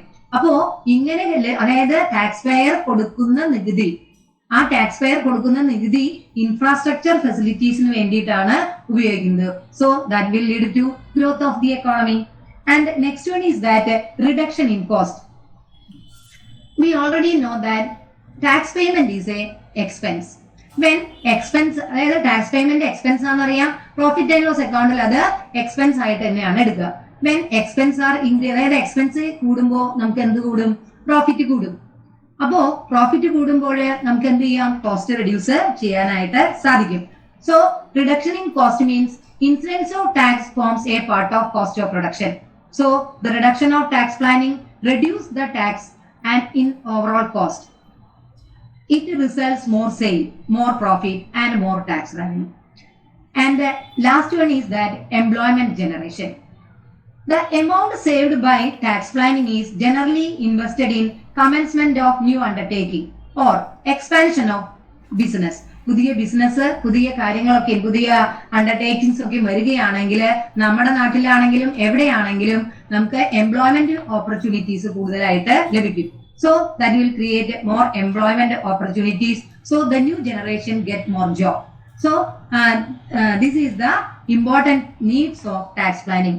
Overall ആയിട്ട് പറയുകയാണെങ്കിൽ tax planning is not only the need of the taxpayer but also of the society as a whole and the government. Okay, next nature of tax planning. Tax planning is legally recognized. Tax planning ഒരിക്കലും നമ്മള് income tax ഡിപ്പാർട്ട്മെന്റിന്റെ നിയമത്തിനെ violate ചെയ്തിട്ടല്ല. In tax planning it must be done within the framework of 4 corners of the tax laws prevalent in the country. നമ്മുടെ ആ tax ലോസിന്റെ 4 അതായത് ആ ഫ്രെയിംവർക്കിൽ നിന്നുകൊണ്ട് ആണ് നമ്മൾ ടാക്സ് ഡിഡക്ഷൻസ് അവൈലബിൾ ആക്കുന്നത്. So it is legally recognised. Next one is that it is moral. That is നമുക്കറിയാം കൃത്യമായ രീതിയിൽ നമ്മൾ സിനിമകളിലൊക്കെ കണ്ടിട്ടുണ്ടാവും, കൃത്യമായ രീതിയിൽ ടാക്സ് അടയ്ക്കുന്ന ഒരു വ്യക്തിയുടെ വീട്ടില് റെയ്ഡിന് വന്നാല് ഈസ് വെരി കൂൾ. സോ അയാള് വളരെ കൃത്യമായ രീതിയിൽ അവരെ വെൽക്കം ചെയ്യും. അതേപോലെ തന്നെ വെൽക്കം ചെയ്യാൻ മാത്രമല്ല അവർക്ക് കാപ്പി കൊടുക്കണം, എന്ത് വേണമെങ്കിലും ചെയ്യാം. അല്ലാതെ വരികയാണെങ്കിലോ ടാക്സ് കൃത്യമായിട്ട് അടയ്ക്കാതെയാണെങ്കിലോ അയാൾ വളരെ ടെൻഷൻ ആവും. അപ്പോ it is fair and it is in accordance with the law. അത് ഫെയർ ആയിരിക്കണം, അതേപോലെ തന്നെ അക്കോർഡൻസ് വിത്ത് ദ ലോ ആണ്. അപ്പൊ നമുക്ക് ടെൻഷൻ വേണ്ട, അതേപോലെ തന്നെ റിലാക്സ്ഡ് ആകാം. There is no pressure. And next one is that tax planning reduces the tax liability and increase after income tax. That means tax saved is money earned. Tax save ചെയ്യുക എന്ന് പറഞ്ഞു കഴിഞ്ഞാല് മണി earn ചെയ്യുക എന്നുള്ളതാണ്. And tax planning is in accordance with the government policy. Tax planning എപ്പോഴും government പോളിസിക്ക് അനുയോജ്യമായ രീതിയിലും ആയിരിക്കണം. Next one, taxpayer reduces his tax liability by adopting tax laws. That means exemptions, deductions, allowance, reliefs, etc. This is the basis of tax planning.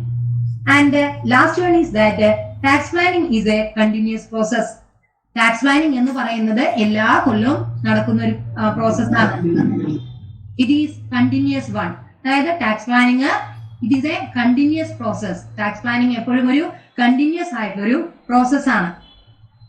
Taxpayer have full knowledge of various exemption, deduction, etc. and he have keen knowledge about the applicability in different situation. Next one, limitation of tax planning. One of the important limitation of tax planning is that claim should be claimed in the assessment time period.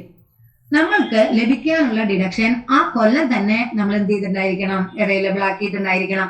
Otherwise that deduction cannot be carry forward to the next year. നമ്മൾക്ക് കൊടുക്കാനുള്ള tax നമുക്ക് അവർക്ക് കിട്ടിയില്ലെങ്കിൽ അതിന്റെ punishment ആയിട്ട് fine അടക്കം നമ്മുടെ കയ്യിൽ നിന്ന് ചിലപ്പോൾ വാങ്ങിച്ചു എന്ന് വരാം.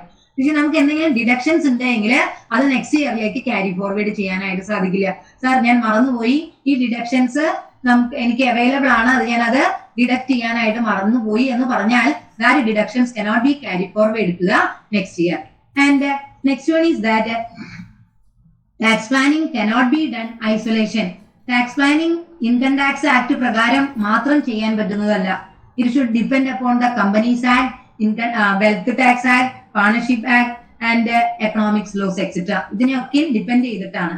So tax planning cannot isolated. നമുക്ക് ഒരിക്കലും അത് ഐസൊലേറ്റ് ചെയ്യാനായിട്ട് സാധിക്കില്ല. Next one, increase the profit, increase the tax liability. Profit increase ചെയ്ത് കഴിഞ്ഞാൽ ഓട്ടോമാറ്റിക്കലി ടാക്സ് ലയബിലിറ്റി ഇൻക്രീസ് ചെയ്യേണ്ടതായിട്ട് വരും. And the tax laws are frequently changed. Tax laws ഇടയ്ക്കിടയ്ക്ക് മാറ്റം വന്നുകൊണ്ടിരിക്കുന്നതാണ്. So for getting exemptions so many formalities are required. നമുക്ക് ഈ ഇടയ്ക്കിടയ്ക്ക് ഇങ്ങനെ മാറ്റങ്ങൾ വരുത്തുമ്പോൾ പല രീതിയിലുള്ള എക്സംഷൻസ് ലഭിക്കണമെങ്കിൽ കണ്ടമാനം ഫോർമാലിറ്റികളുണ്ട്. ഫോർ എക്സാമ്പിൾ പറയുകയാണെങ്കിൽ നമ്മൾക്കിപ്പോ ഒരു സ്കോളർഷിപ്പ് ലഭിക്കണം എന്നായിരിക്കും. ആ സ്കോളർഷിപ്പ് ലഭിക്കണം എന്നുണ്ടെങ്കിൽ നമ്മൾ എന്ത് ചെയ്യേണ്ടതായിട്ട് വരും? there are so many procedures are to be fulfilled by the person. പല രീതിയിലുള്ള ഫോർമാലിറ്റികളും അയാൾ എന്ത് ചെയ്യേണ്ടതായിട്ട് വരും? ഫുൾഫിൽ ചെയ്യേണ്ടതായിട്ട് വരും.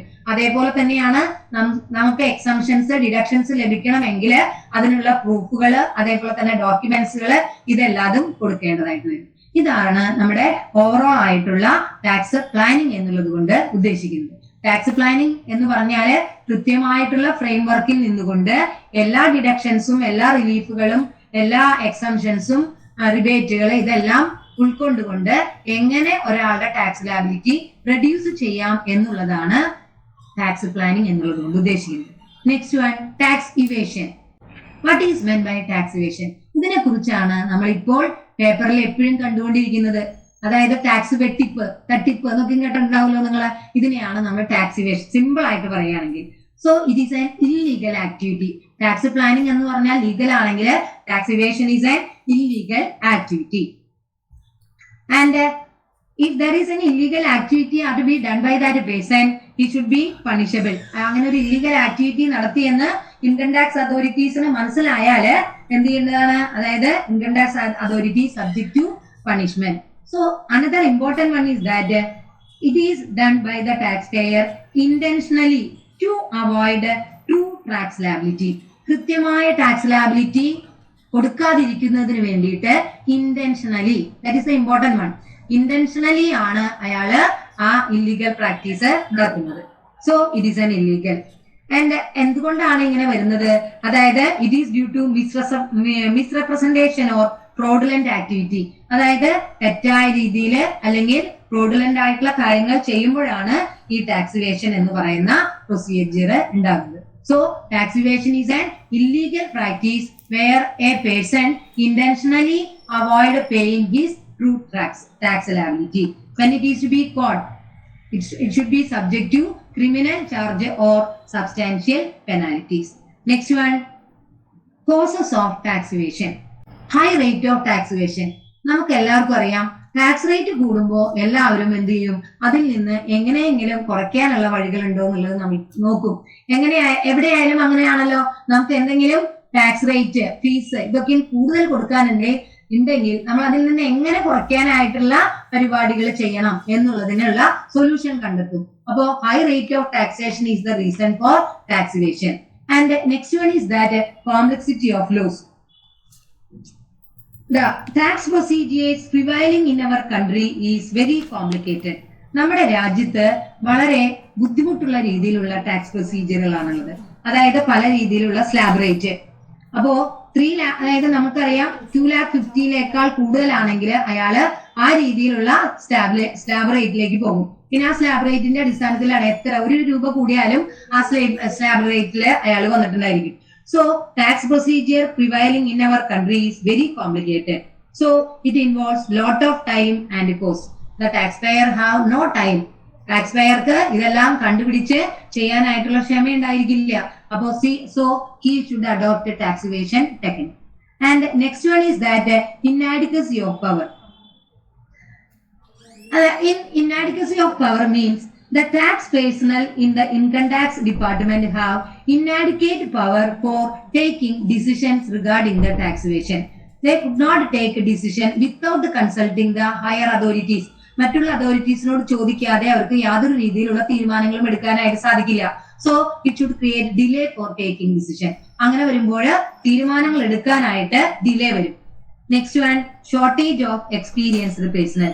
There is not enough experienced staff to find out the tax evasion.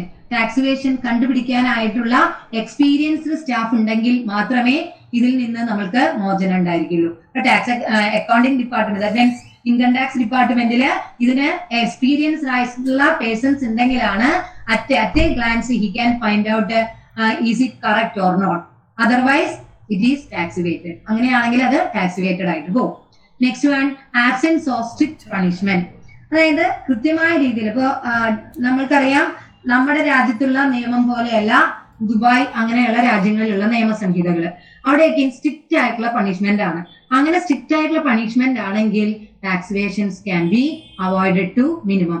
ഇന്ത്യയിൽ ഇങ്ങനെയുള്ള സ്ട്രിക്റ്റ് ആയിട്ടുള്ള പണിഷ്മെന്റുകൾ കൊടുക്കുകയാണെങ്കിൽ ടാക്സ് അതോറിറ്റി സ്ട്രിക്റ്റ് ആയിട്ടുള്ള പണിഷ്മെന്റ് കൊടുക്കുകയാണെങ്കിൽ ഒരു പരിധി വരെ ടാക്സ് ഇവേഷൻ നമുക്കൊരു റെഡ്യൂസ് ചെയ്യാനായിട്ട് സാധിക്കും. Next one, methods of tax evasion. What are the different methods of tax evasion? First one, smuggling. നമ്മളിപ്പോൾ കേട്ടുകൊണ്ടിരിക്കുന്നതും കണ്ടുകൊണ്ടിരിക്കുന്നതുമായിട്ടുള്ള ഒരു കാര്യമാണ് ഈ സ്മഗ്ലിംഗ് എന്ന് പറയുന്നത്. അതായത് ഗോൾഡ് അതായത് സ്വർണത്തിന്റെ കാര്യം നിങ്ങൾക്ക് എല്ലാവർക്കും അറിയാൻ ന്യൂസിൽ വായിച്ചുകൊണ്ടിരിക്കുന്നതാണ്. അപ്പൊ സ്മഗ്ലിംഗ് എന്ന് പറയുന്നത് one of the method of tax evasion ആണ്. Next one custom duty evasion. In custom duty ഇവേഷനിൽ ഇമ്പോർട്ട് ചെയ്യുമ്പോഴോ എക്സ്പോർട്ട് ചെയ്യുമ്പോഴോ കൃത്യമായ രീതിയിലുള്ളതല്ലാത്ത false declaration of the description of the product and quantity ഇങ്ങനെയൊക്കെ കൊടുത്തു കഴിഞ്ഞാൽ അത് കസ്റ്റം ഡ്യൂട്ടി ഇവേഷൻ ആയി മാറും. ഇനി next one illegal income tax evasion. Many people earn income in illegal way. പല ആൾക്കാർക്കും അറിയാം ഇല്ലീഗൽ വേയില് കള്ളപ്പണം ബ്ലാക്ക് മണി റൈസ് ചെയ്യുന്നുണ്ട്. ഇതിന്റെ സോഴ്സ് കാണിക്കുന്നില്ല. ചന്ദൻ സാർ ഓൾറെഡി പറഞ്ഞു കഴിഞ്ഞ കാര്യമാണത്. അതായത് അൺഡിസ്ക്ലോസ്ഡ് സോഴ്സസ് എന്ന് പറഞ്ഞു കഴിഞ്ഞാല് ഇൻകം ഇല്ല എങ്കിൽ നമുക്ക് ഇൻകം ടാക്സ് കൊടുക്കേണ്ട ആവശ്യകതയില്ല. പക്ഷേ many people earns income in illegal way, it is not disclosed. നമുക്ക് ഇല്ലീഗൽ വേയിൽ കിട്ടുന്ന ഇൻകത്തിന് നമുക്ക് എന്ത് കൊടുക്കണ്ട, അതായത് നമ്മള് അത് ഡിസ്ക്ലോസ് ചെയ്യാത്തത് കൊണ്ട് അതിന് ടാക്സ് കൊടുക്കില്ല. They do not pay tax for these transaction. അവര് ഒരിക്കലും ഈ ട്രാൻസാക്ഷൻസിന് ടാക്സ് കൊടുക്കാറില്ല. Next one under statement of receipts. Under statement of receipts എന്ന് പറഞ്ഞു കഴിഞ്ഞാൽ ഫോർ എക്സാമ്പിൾ പറയാം, നമ്മൾ ചില കടകളിൽ ചെല്ലുമ്പോൾ അവർ ചോദിക്കും നിങ്ങൾക്ക് ബില്ല് വേണോ വേണ്ടയോ. ബില്ല് വേണ്ട എന്ന് പറയുകയാണെങ്കിൽ അവർക്ക് ആ സെയിൽസ് അതിൽ റെക്കോർഡ് ചെയ്യേണ്ട ആവശ്യകതയില്ല. അപ്പൊ സെയിൽസ് റെക്കോർഡ് ചെയ്യാത്തത് കൊണ്ട് അവരുടെ ഇൻകം അവിടെ കൂടില്ല. അതാണ് അണ്ടർ സ്റ്റേറ്റ്മെന്റ് ഓഫ് റെസീപ്റ്റ്സ് എന്നുള്ളത് കൊണ്ട് ഉദ്ദേശിക്കുന്നത്.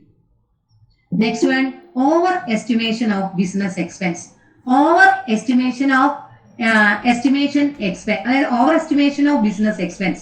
Personal expense transferred to business expense. That means sometime ചില ആൾക്കാര് അവരുടെ പേഴ്സണൽ ആയിട്ടുള്ള എക്സ്പെൻസ് ബിസിനസ് എക്സ്പെൻസ് ആയിട്ട് കാണിച്ചു കഴിഞ്ഞാൽ അവരുടെ ടാക്സ് റവന്യൂ അത്രയും എന്ത് ചെയ്യാൻ സാധിക്കും, റെഡ്യൂസ് ചെയ്യാനായിട്ട് സാധിക്കും. ഇതൊക്കെയാണ് നമ്മുടെ മെത്തേഡ്സ് ഓഫ് ടാക്സ് ഇവേഷൻ എന്നുള്ളത് കൊണ്ട് ഉദ്ദേശിക്കുന്നത്. Okay, next one remedies or measures to reduce tax evasion. Already discuss ചെയ്തതാണ് റിഡക്ഷൻ ഇൻ ടാക്സ് റേറ്റ്. നമുക്ക് ടാക്സ് റേറ്റ് ഹൈ ആവുന്നത് കൊണ്ടാണ് ടാക്സ് ഇവേഷൻ ഉണ്ടാകുന്നത് എന്ന് പറഞ്ഞു. അപ്പോൾ ഒരു പരിധി വരെ എല്ലാവർക്കും അഡോപ്റ്റ് ചെയ്യാൻ പറ്റാവുന്ന രീതിയിലുള്ള tax rate, that means tax system change ചെയ്യുകയാണ് എങ്കിൽ എല്ലാവരും ടാക്സ് അടയ്ക്കാൻ വില്ലിങ് ആവും. അപ്പൊ ഈ ടാക്സ് ഇവേഷൻ എന്ന് പറയുന്ന ഒരു കാര്യം ഉണ്ടാവില്ല. Next one changes in penal provision. That means നിയമത്തില് മാറ്റങ്ങൾ വരുത്തുക. നിയമത്തിൽ മാറ്റങ്ങൾ വരുത്തിയാൽ according to the changing condition the penal are to be changed, അതായത് laws can be changed. Next one permanent account number. That is, all transactions are done through permanent account number. There is no tax evasion. അതായത് black money എന്ന് പറയുന്ന ഒരു കാര്യം ഉണ്ടാവില്ല.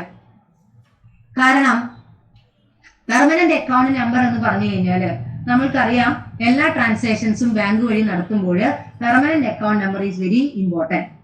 അപ്പൊ permanent account number വഴിയാണ് transactions നടത്തുന്നത് എങ്കിൽ നമുക്ക് എല്ലാ ട്രാൻസാക്ഷൻസും എന്തായിരിക്കും, വൈറ്റ് ആയിരിക്കും, not black. And next one, strict punishment. Already discussed ആണ്. Next one, education to people. നമ്മൾ റേഡിയോ ആൻഡ് ടി വിയിൽ എപ്പോഴും എങ്ങനെയാണ് ടാക്സ് അടയ്ക്കേണ്ടത്, അതേപോലെ തന്നെ എന്താണ് ടാക്സ് അടയ്ക്കേണ്ട പ്രൊസീജിയറുകൾ, റിട്ടേൺ എപ്പോൾ ഫയൽ ചെയ്യണം എന്നുള്ളതിനെ കുറിച്ചുള്ള അഡ്വർടൈസ്മെന്റുകൾ കൊടുക്കാറുണ്ട്. സോ ഇത് വിൽ എന്താണ് ഇതിന്റെ advantages? That will create an education to the people for payment of tax. Next one, tax avoidance. Tax avoidance means reducing the tax liability using loophole in the law. നമ്മളുടെ income ടാക്സിലെ law ഉപയോഗിച്ചുകൊണ്ട് തന്നെ എങ്ങനെ നമുക്ക് tax avoid ചെയ്യാം, അതിലെ loop ഹോളുകൾ കണ്ടെത്തിയിട്ട്. Simple ആയിട്ടുള്ള example പറയുകയാണെങ്കിൽ നമ്മൾ സിനിമയിലൊക്കെയും കാണാറുണ്ട്.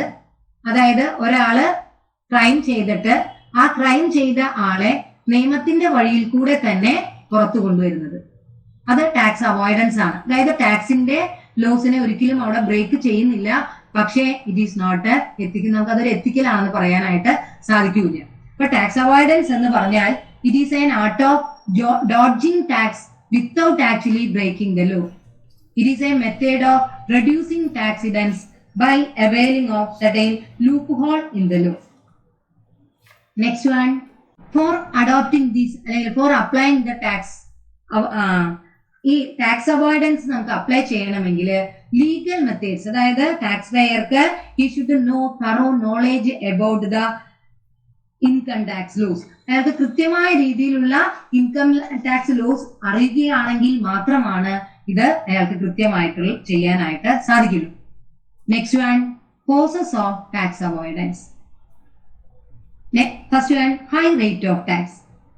Causes of tax avoidance. First one, high rate of tax. നമ്മൾ ഓൾറെഡി പറഞ്ഞു, ഹൈ റേറ്റ് ഓഫ് ടാക്സ് വരുമ്പോൾ മാത്രമാണ് നമുക്ക് എന്ത് വരുന്നത്, ഈ ടാക്സ് അവോയ്ഡൻസോ ടാക്സ് ഇവേഷനെ കുറിച്ച് നമ്മൾ ആലോചിക്കുള്ളൂ. Next one, imprecise loss.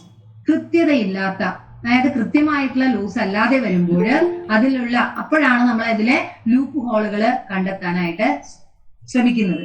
Next one, insufficient penalties. Insufficient penalties means അതായത് it is to be find out the government or tax authorities does not give correct punishment to that person, it will create a further tax avoidance. And next one, remedial measures to check tax avoidance. Tax avoidance നമുക്ക് എങ്ങനെ കുറയ്ക്കാം? ഒരു പ്രത്യേകിച്ച് ഒരു method പറയാനുള്ളത്, loop hall ഉണ്ടാവാൻ പാടില്ല. യാതൊരു രീതിയിലുള്ള ലൂപ്പ് ഹോളും ഇല്ലാതെ ലോ ഫ്രെയിം ചെയ്യുകയാണ് എങ്കിൽ നമ്മൾക്ക് ടാക്സ് അവോയ്ഡൻസ് എന്ത് ചെയ്യാം, റെഡ്യൂസ് ചെയ്യാനായിട്ട് സാധിക്കും.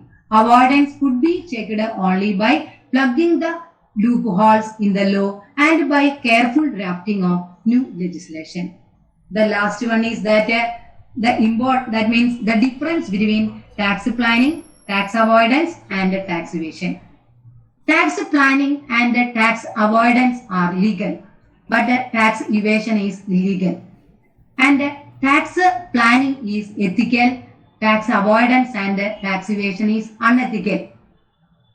In tax planning, there is no intention to defeat legal spirit. നമുക്ക് ഒരിക്കലും നമ്മുടെ ലീഗൽ സ്പിരിറ്റിനെ മറികടക്കണമെന്ന് യാതൊരു രീതിയിലുള്ള ആഗ്രഹമില്ല. പക്ഷെ tax avoidance and tax evasion, intention to defeat legal spirit. In the case of tax planning, it takes legitimate benefit of income tax law.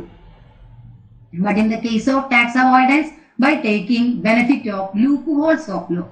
In the case of tax evasion, misstatement and falsification of accounts, income and expenses. And next one, no litigation in court. Tax planning കൃത്യമായിട്ടുള്ള രീതിയിൽ നടത്തുകയാണ് എങ്കിൽ അവിടെ നമുക്ക് കോർട്ടിൽ പോയി നിൽക്കേണ്ട ആവശ്യകത വരുന്നില്ല. എന്നാൽ ടാക്സ് അവോയ്ഡൻസ് ആൻഡ് ടാക്സ് ഇവേഷനിൽ it will lead to litigation in court. And in tax planning, there is no penalty, prosecution, etc. In tax avoidance, also no penalty or prosecution. In tax evasion, leads to litigation in court. Tax planning is for national development, but tax avoidance and tax evasion is evil for nation and society. And in tax planning, promotes professionalism and strengthens economic and political situation.